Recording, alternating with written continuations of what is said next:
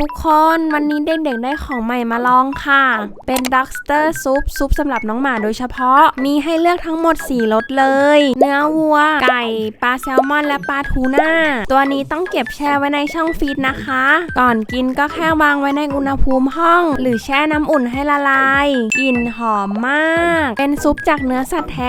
100% ไม่มีสีและก็ไม่มีสารกันเสียวันนี้เราให้น้องลองชิมรสปลาแซลมอนดูสิแค่ได้กลิ่นก็ตื่นเต้นแล้วตัวนี้ช่วยเพิ่มน้ำในร่างกายเหมาะกับน้องที่กินน้ำน้อยหรืออยากเพิ่มความอร่อยบ้านไหนที่มีน้องหมาลองให้เด็กๆชิมกันนะคะเดี๋ยวเราแปะพิกัดไว้ให้